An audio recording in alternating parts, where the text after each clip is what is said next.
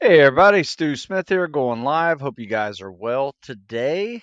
Tuesday morning, and you know what that means? That means we're going to show some swim videos and critique them for good and for bad. Try to help people fix their swim strokes. That's what we do on Tuesday. So send in your videos of you swimming 50 meters, and uh, I will critique them. No cost. It helps you, gives me content to talk about. So I appreciate it. All right. So first of all, the title of this live Q&A session is check out the Frogman Friday podcast. So last week I did a podcast with Ryan Parrott over at Frogman Friday podcast. I think it's his 73rd podcast that he's done. He usually interviews former Spec Ops guys, and we talk about all kinds of stuff. So talked about training, talked about buds, talked about officer enlisted right from the start. It's pretty funny. Um, and yeah, just basically what I do and what I've done and transitioning out of the military and things like that. So anyway, a lot of fun. Highly recommend checking it out and check out his other ones. His other ones are really good. I was watching a few of them as I prepared for his podcast just to kind of understand the types of questions he asks. And they're really good. A lot of fun. So, Frogman Friday, check it out. Good times. Good times. Let's see.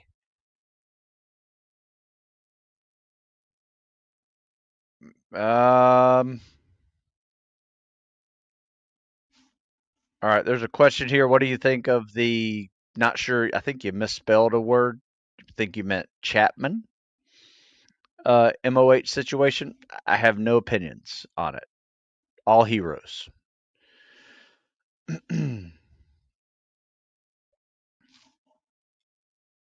Let's see. No comments over here on YouTube, so I'm just going to jump right into um, showing some CSS videos. You guys ready for that? Let's see. Make sure I got all the volumes down. Um, got a whole bunch of videos here that I'm going to show. Some I may have shown before, but they're pretty good. A couple of them are a little awkward because they turn the phone sideways, which I'm not sure why they do that. Yeah, see this kick off the wall? Like he goes right into the pool way too early, and you need to put one hand on top of the other. So fix this kick off the wall streamline body position. This is like plowing the water versus spearing the water like you are trying to become a torpedo. Now, if you look at what he does here, he goes top arm, does two strokes, does three strokes, does four strokes. That's not the way you kick off the wall and transition into the CSS. And by the way, this is not the CSS. This is, oh, you almost figured out how to fix that cameraman. This is the elementary side stroke with a breast kick. So you are confusing way too many things to make this a really effective stroke. One, you don't do this underwater. This is just making you winded and tired. You should be breathing every stroke. So kick off the wall and transition into actually breathing when you swim. That's going to help you in a 500-yard swim. And then, do you see that? See, that's a breaststroke kick. This is an elementary side stroke. It's not the CSS. So if somebody told you that's the CSS, it's not. It is the elementary side stroke. Learn the difference. Learn the difference. In fact, I can show you the difference. In fact, if you go on my YouTube Shorts or even TikTok, I got them over there, and Instagram. You will find uh, a side-by-side comparison of elementary side stroke and CSS, and you can say, "Oh, that's the difference." Sometimes you got to see it to understand it, but that was not the CSS. All right, let's see what we got here. I'm going to show another one. Got some more cameras that just, or I'm sorry, questions that just popped up. Let's see if this is better use of the camera. Yes, so I always know when a guy's wearing a swim cap, he's probably a good swimmer, unless there's rules in a pool that requires you to do a swim cap. So I can tell, yeah, he's got some good swimming background. He could kick better, though. What the heck? I was giving you a lot of props here, but your kick is almost non-existent. Um, that's why you're a little slow. We need to fix that kick. That top leg needs to go forward. That bottom leg needs to go back. It's not horrible, but I think you could be a little better on it. One Mississippi, two Mississippi pull, not bad. This is a lot. This is kind of inefficient, but it's a 50-second 50s. Oh, you know what? Did I even share that one? My bad if I did not. Let me see. I bet I didn't share that one. So let me back this up and show this again to you guys. Sorry about that. So kicking off the wall, top arm, bottom arm, kick and glide, top, bottom, kick and glide. So this is good. This is the CSS as compared to that other one where you kick and pull at the same time and there's no two hand glide over your head. Only thing is I think your kick's weak. So there's an article on my website called CSS Help Fix Your Kick. I think you need to watch that and do some kickboard drills with this workout that you have. I think that will help you tremendously. All right, let's take some questions. Thoughts on war on the cartel, U.S. Special Forces being the one sent? I think you're kind of, I don't know, living in a pipe dream there because we don't have a war on the cartel.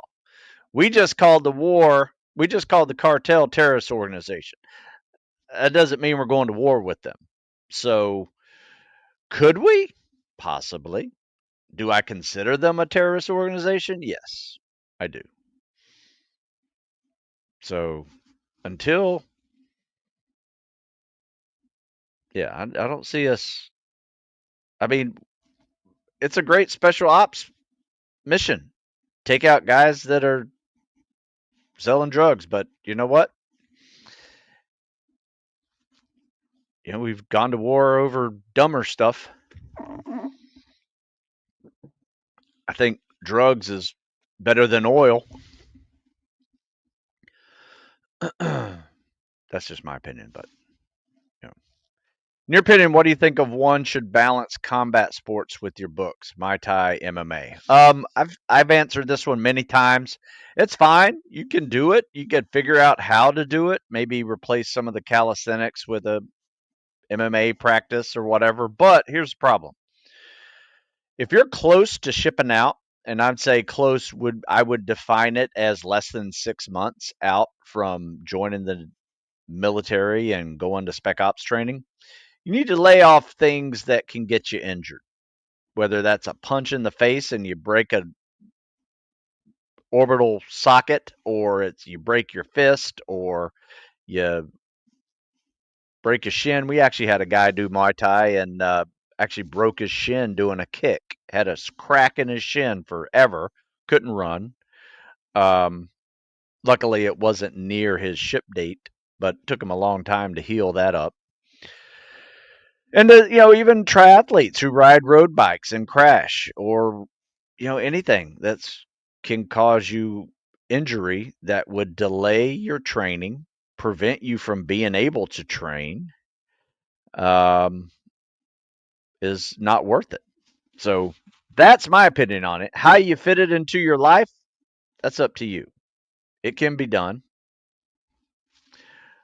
Um, can you do more overhand or underhand chin-ups or pull-ups? Which do you prefer? Good question. I don't do enough chin-ups like this to really like have a high max on it. I mean, I could. I tend to think these as more as a like a slow eccentric, work the biceps a little more. So I've never really max on them. I used to. I could still do 15 to 20. But I tend to do better, like higher reps with the normal pull up. So everybody's a little bit different. You know, it's really the one that you focus on the most. I focus on overhand the most. However, when I had a pulled forearm muscle, I couldn't do overhand pull ups because it hurt. So I did these for about 6 months. They definitely got better from that. So it's really the one that you do the most. Can you do a 50-50 split of them? Yeah, I think that's a good idea. But I prefer high rep pull ups like this, slow bicep pumping eccentrics with reverse grip. That's just my preference on that one. Let's see who else we got. No questions over here. Let's show another video. So I'm going to share this video here. Let me make sure the volume's off. All right. Share my screen. All right. What we got here? Looks like we have a guy who likes to flutter kick. Flutter kick, flutter kick. No, it's just a double kick. So if you notice, his second kick is tied in with that top arm pull. And that's very similar to like elementary side stroke. So you might have learned the elementary side stroke first. But those extra kicks aren't needed. They don't make you faster. They tend to make you more tired than anything else. Right? And you notice when you're sitting there flutter kicking, you're not going anywhere. So just keep your legs together and try to kick harder once. Might need to fix your kick if you think you need to flutter kick like that, because I think you're missing some water on that scissor kick. You're definitely a good candidate for that article. CSS help fix your kick. In fact, I'll put it over here. CSS help. In fact, if you just do a Google search CSS help Stu Smith, you'll see an article that's called CSS help series, and in that article, there's CSS help fix your kick, add flutter kicks or not. It's perfect for you. Fix your arm pulls, fix your glide, fix your sequence, and then to pull out or not, the CSS debate. So we're going to fix your kick over here. Actually, you know what? This is a better one to send. So I'm going to share this one with you over here on YouTube. And I'll put it over here on Instagram as well. You guys let me know. That's the title of the article there. So check it out. Let's see. What's next? Let me stop share screen. Any more questions? I thought I saw a question come in.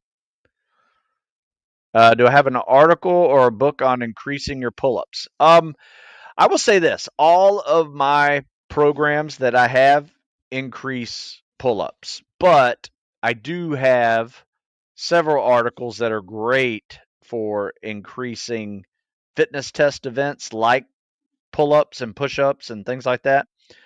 In fact, these are my three favorite articles, or I'm sorry, three favorite workouts to help you crush a fitness test. So I'll put it over here on Instagram as well. You guys check that out.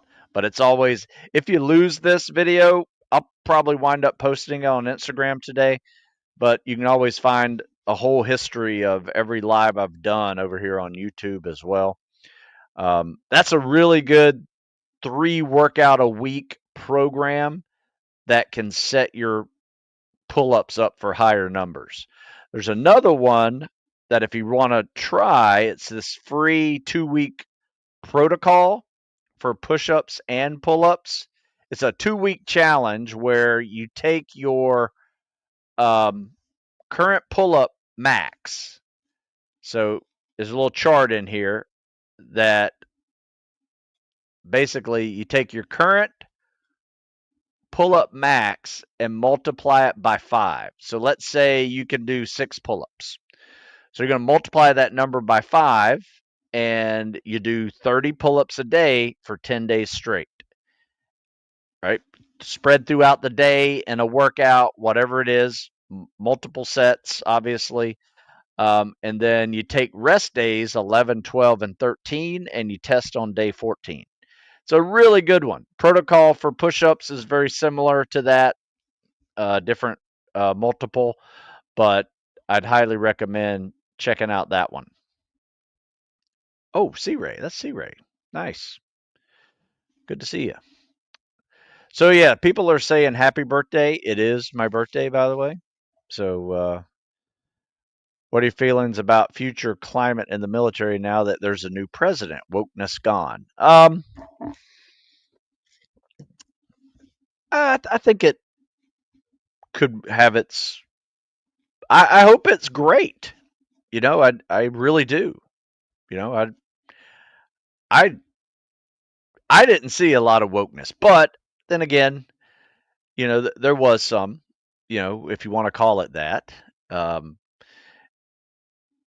you know, I I think you just need to why do you care? Yeah, why do you care? Somebody wants to dress like a girl. I don't understand. Let them dress like a girl. Do what it takes. But bathrooms, that's a different debate, right? But I don't see where it's any of my business. Who you love, who you want to dress like. Is it right for military? That's another debate we can have. But you know, the big picture is Jesus. Just let people live, do what they want to do, as long as it's legal, not hurting anyone. Um, let's see. Looks like we have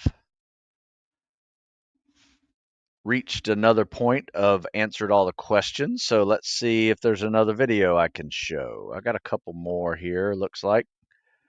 Um, let's see what this guy's look like. Nope, just showed him. All right, here we go. This one's okay. So let's show this one. So we're going to say kick off the wall, double arm pull. Pretty good. Kind of angled, a little too deep. Let's work on your streamline so you don't deep dive every time you kick off the wall. That's usually a shoulder mobility issue. You're acting like a dive plane. Also, these hands right here, they could be one on top of the other. So instead of gliding like this, just glide like this. Put your biceps on your ears. It makes for a tighter streamline, and it's amazing the feet or yards that you can add to every glide just by fixing where you place your hands.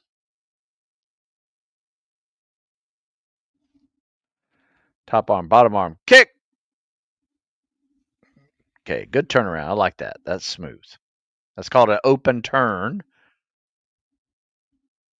Still a little too deep. Top arm, bottom arm, kick. Top arm, bottom arm, kick. Yeah, you can be a little tighter on this recovery. You see this right here? See how your hands are like 6 inches away from your body? Your palm should be touching your chest or almost touching your chest. Top arm, bottom arm, kick. Hold that glide. Need to hold the glide a little longer. Kick a little harder. Overall, not bad. Um,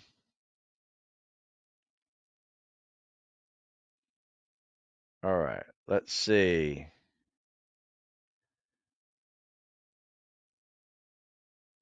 So, good morning. I am always curious what the CSS swim was. Saw some CDN Armed Forces dudes doing that swim stroke at the YMCA. Any reason why you are sideways when swimming? It's just called a side stroke. I mean, elementary side stroke's been in existence forever. In fact, that's what we used to do. The elementary side stroke has been modified over the years to be a modified side stroke that has been nicknamed the CSS. So that's a little bit of the history behind it. Um, it's just what they use to test it. The main goal is to find a fast and efficient underwater recovery stroke that doesn't make any splashes. That's it. So those are the rules and those are the goals. No splashes, no noise, no silhouettes of your arms coming out of the water. That's the reason why you do it. It has a stealth component to it. It has an efficiency component to it, and all of them are fairly easy to teach a non swimming athlete. And a majority of the people that actually go into SEALs and diver and EOD, things that actually require swimming and diving in your military, are non swimming athletes that need to learn how to swim fairly quickly and meet certain standards. And it's just one of those that is an easy one to teach. Let's see. Good morning, sir. Currently go to the gym that has a pool, max 4 feet. The nearest pool that has 6 feet is 20 minutes away, but is an aquatic center with no pull up bar. Well, just change your workout to where on days that you're swimming laps and swimming with fins, you just do the easy one and go 4 feet deep. But, once a week, you should go to a deeper pool where you can tread and um, do bottom bounces and things like that. I mean, arranging your workouts to get them done. Like here's the deal. Look, I'm going to tell you how to do it. You can get creative and figure these things out. Like this day right here, day 1, I want you to finish all of that in one day. I don't care if it's in one session, 2 different places. Break it up. Get it done, right? Whether one has a pull-up bar or not, do it on a mobility day and go there and do legs over there or something one day, right? Versus anything you need pull-ups for. Um, let's see. I'm 6'1", struggle with treading in a shallow pool. I thought about just making the trip once a week on rest days to focus solely on treading. Do you have any thoughts? You talk about making the trip to us to swim with us? Man, it's up to you. Come join us. We have a 9-foot pool. It's awesome for treading and bottom bouncing and all the drown proofing skills. Oh, you're talking about your pool. Yeah. Yeah, once a week's fine.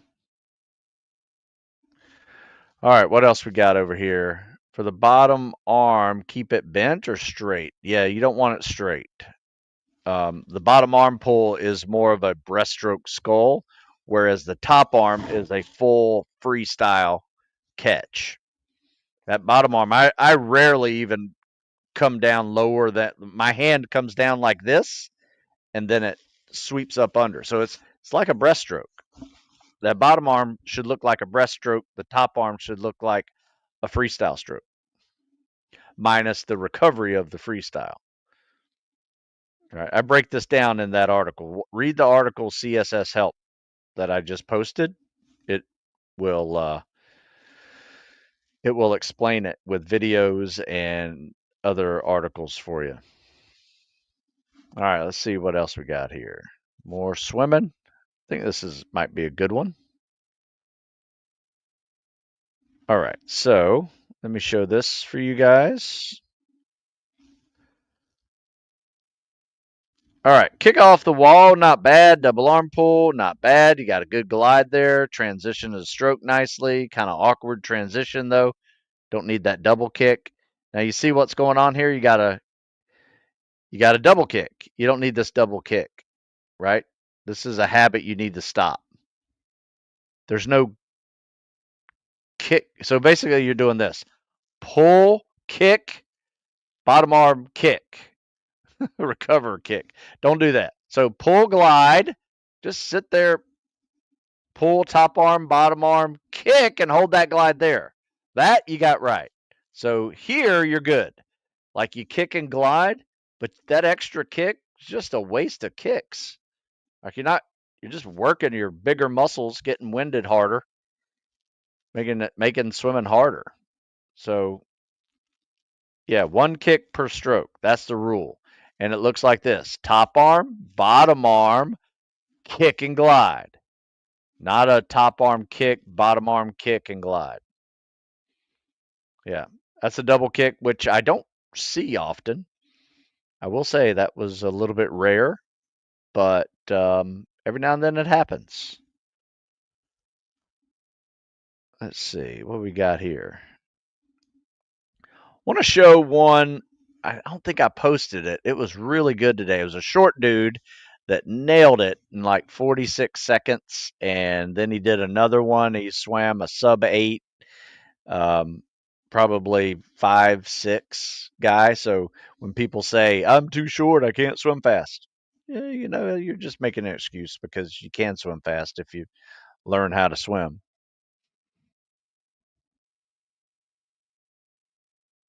Yeah, I've shown some of these recently, so I think I may lay off of the CSS videos. You guys got questions? Let's keep on going with the questions. If you want to see more CSS videos, you got a couple options. You can go to, in fact, I'll share the screen here. There's two really good options. One, YouTube channel. It's pretty good. I mean, I got some videos over there. I got some old ones for sure that, you know, camera footage is a little shaky. It's just like 2008 technology. Um, let's see. The other one is Instagram Reels. So my Reels over here. Let me share my screen here a couple times here. So this is TikToks. So as you can see here, I have a whole bunch of videos. They're all CSS and like this is my desktop. So this isn't my phone. And you just go to tiktok.com up here at StuSmith50 and you can see all these videos. You don't need to download the app, right? If you're worried about downloading the TikTok app.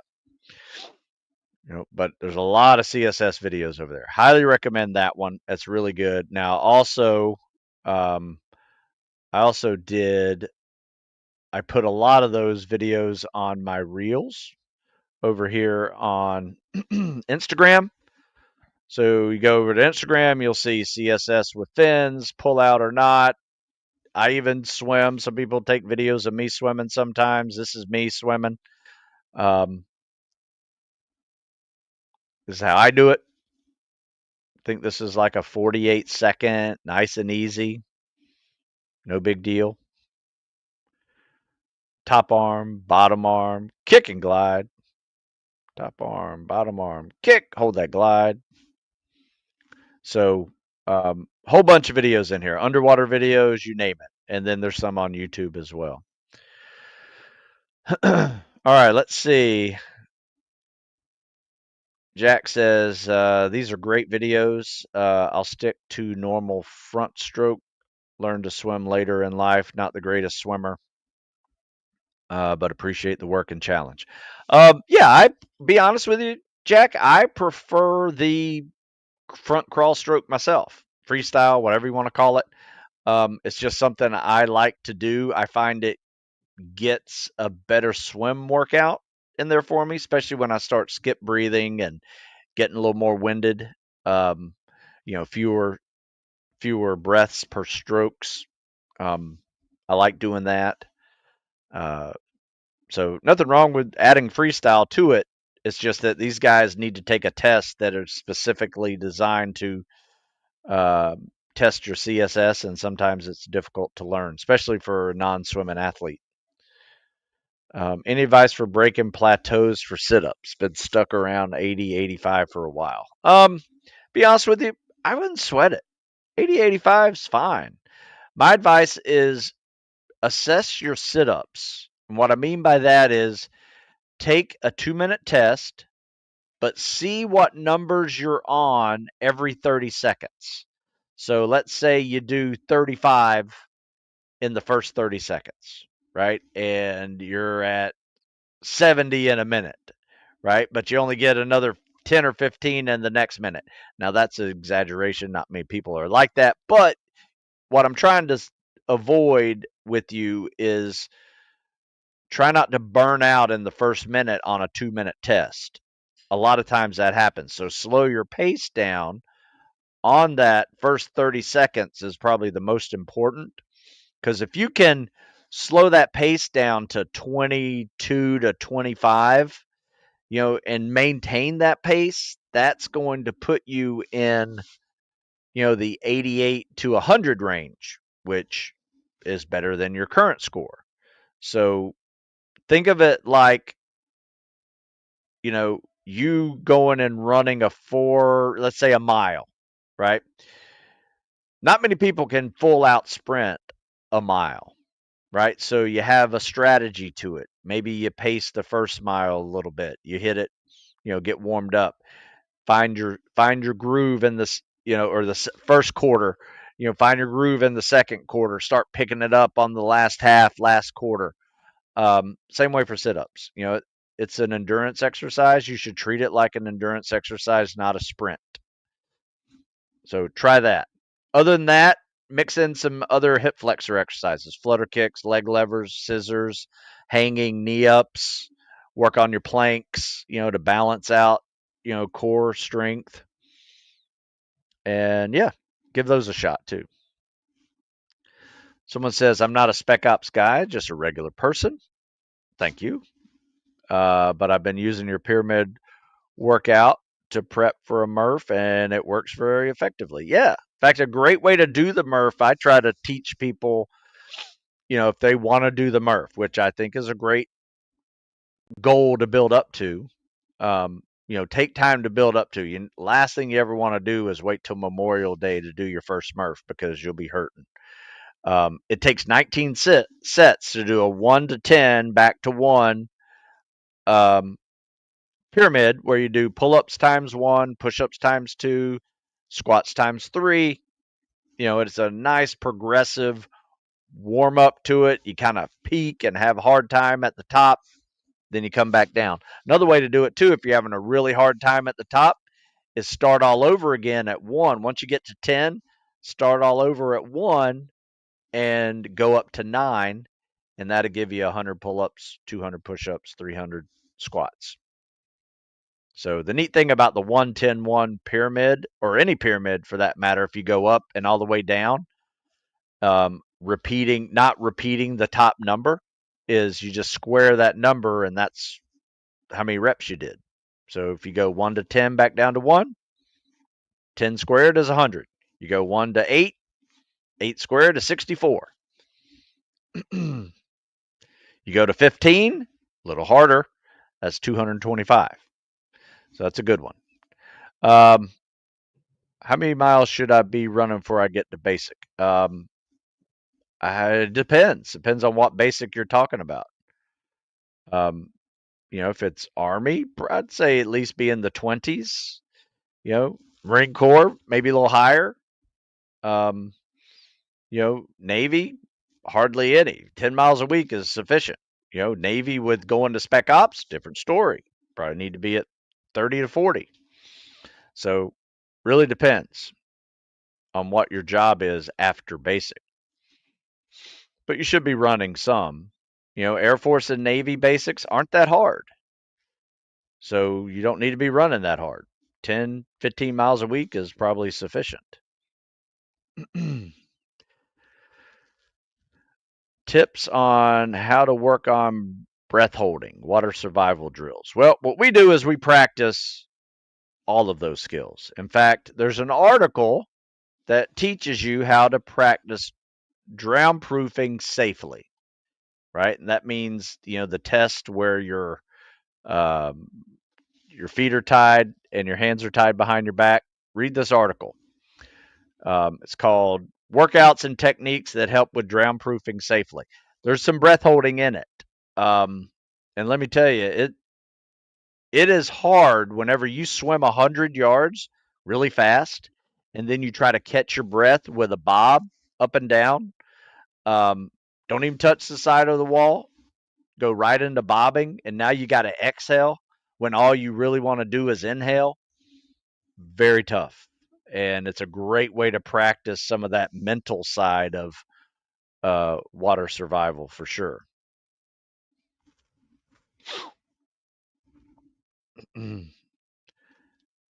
Let's see. Looks like what's the best way to condition for running? The other day I ran 1.6 miles in 12 minutes. However, I realized that my legs were giving up before my stamina was. Um, we also do a lot of calisthenics with the legs, so squats and lunges, stair climbing. Um, if you're not really built for running yet, don't just go out and run 5 miles out of the blue. Progress logically. Maybe add in some more biking, high resistance biking. That'll help too. You get all the cardio with half the leg impact, but you work the muscles of the legs safely without, injuring your bones or tendons. So, yeah, I mean, all you got to do is Google Stu Smith leg day running, and you'll see workouts with like quarter-mile runs, and you rest with squats and lunges. Do another quarter-mile run, squats and lunges. You know, but you're right. There's two things you need to work when you want to get better at running: your lungs and your legs. So make sure you're getting some high repetition calisthenics in those leg workouts to build some muscle stamina. What would you say the best way to get over pain when at buds? I always hear people say don't go to the doc because high chance you get med rolled. Well, coming from someone who was med rolled, probably should have listened to the doctor much earlier because I just ignored it and tried to do whatever I could with ice and compression and um, anti-inflammatories with a knee tendonitis that probably could have been taken care of without being rolled. Um, until it got so bad I needed to get rolled. I couldn't even put it this way. It got so bad I had a clutch in my truck and I couldn't shift gears in my truck. I couldn't even push down on the clutch in my left leg. So yeah, do you want it to get that bad? Then you're going to get rolled. And I got rolled for 2 classes. It was so bad instead of just one. So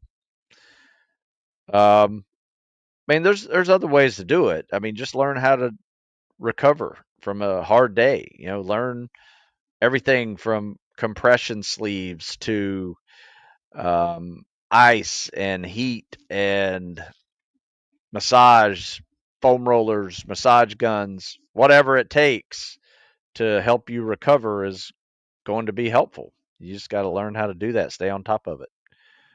But I wouldn't ignore the doctor till it's too late because then that sometimes that is you're in a worse place than had you just mentioned it.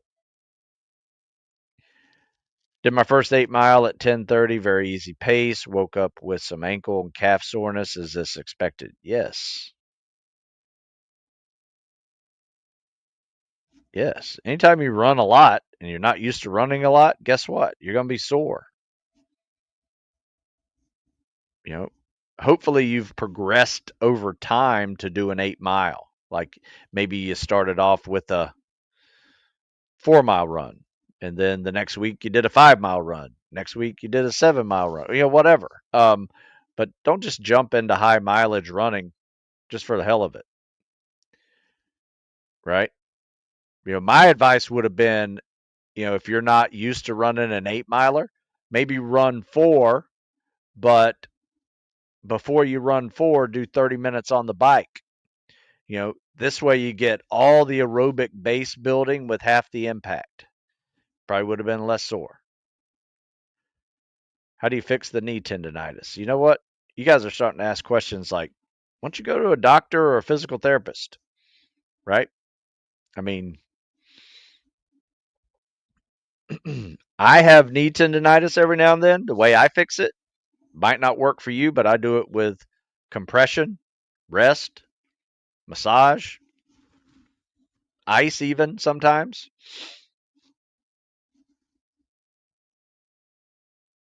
More biking, less running. Yeah, that's normal to feel more joint soreness when you run that much, but you got to progress logically. Otherwise, it's going to really suck. If you progress logically, it won't last long. It probably lasts 2 days and you're done. That's kind of typical.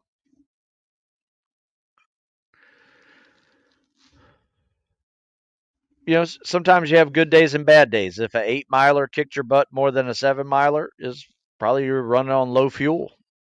There's more to it than just running on legs and lungs. It's hydration, electrolytes, and temperature, and um, fuel. What'd you eat before that? Are you running fasted, which I don't recommend. Once you run fueled, makes it more sense. Have something halfway through just to get you through the hurdle of the top part of it, and you'll be able to finish the backside of it. Um, let's see what else we got here. Um, all right, looks like we're doing pretty well with questions. I think I answered them all over here. All right, last one, and then I have to sign off. But before I sign off, if I missed your question, I apologize. But email me, stu@stewsmith.com. I can answer your question by email. I do all the time. In fact, a lot of times your email questions get a bigger response from me because I have time to sit there and answer it personally. And sometimes that turns into an article, which I have over 1,000 articles to prove that I will answer your question and turn it into an article. That's why I always answer a lot of these questions with previous written articles because I've already written about it, right? So, yeah, email me your question. Happy to answer it. But also, you guys go to stewsmithfitness.com. Check out what we got over there. Tons of articles, programs, and you can save 15% with the Live15 coupon code. All right, so here's my last question. How do you recover from these extreme training exercises? Crazy endurance. Is it food? I saw vids where you guys are up for a week doing crazy stuff. I wouldn't call it crazy. We built up to things very logically, right? Now, if you were to come in on day one, you're day one and we're on day 100, yeah, it might appear crazy to you. But, everything we do is a progression from weeks and months of activity. So it's really not that hard. Um, Now, the thing is recovering from these and fueling up for these are really the same thing. You need to sleep well, you need to eat well, you need to stay hydrated. When it's hot, we tend to do these in the summer sometimes. Um, you need to have electrolytes. When you're losing sweat, you're losing salts. So all of those things can end your day really quickly if you're not fueled, hydrated, and electrolyted up. It just happens. So that's how you do it. And then how do you recover from that? All the same stuff. Eat, hydrate, rehydrate, electrolytes, sleep, all of that. Very important. That's the key. All right, looks like we got one more. Started doing 20-minute bike pyramids. Really liked them. Would adding them 3 to 4 times a week to a workout be too much? No, I like doing them as well. 20 minutes is not too much of anything, if you ask me. And the bike pyramids, for me, just kind of keep me engaged versus just feel like I'm just pedaling on a stationary bike. The bike pyramid works like this if you're not familiar with it. Um, it's up to you where you start out. I personally like to start off at level 1, resistance, and then every minute on the minute, add a level. So second minute, 2, third minute, 3, 4, 5, 6, 7, 8, 9, 10. And by the time you get up to like 8, 9, and 10, you're like, okay, starting to feel like I'm warmed up, but I'm also putting out a little more. And then when you get into your teens and all the way up to 20, whew, that one sucks. Um, so if you want to be able to get up there a little faster, you can go up by twos. So 2, 4, 6, 8, 10, all the way up to 20. Takes 10 minutes to do that. And then you come back down the backside of that pyramid um, in reverse order. That's very nice as well. So highly recommend that one. I love that one, especially if you're trying to reduce some of the mileage of running that you're on. It's very beneficial to work your heart, work your lungs, work your legs, um, because there will be a point where you have to stand up to pedal, and that is a leg stamina exercise. Your heart will get beating pretty quickly, your breathing rate, you'll have a puddle of sweat under you. That's a good bike workout. If you're not sweating on a bike workout, you're not really doing a bike workout. You're just loosening up your knees and hips by riding a bike. All right. Um, looks like we got to go, man. You guys, you guys hang in there. This is my last podcast for the day. If you haven't seen the Frogman Friday workout, or sorry, Frogman Friday podcast, go check it out. It's a lot of fun. It's up on various platforms. In fact, I put a link to it in the description of this video here for YouTube. Um, so yeah, check it out. It's a lot of fun. All right, you guys have a good day. I'll chat with you later.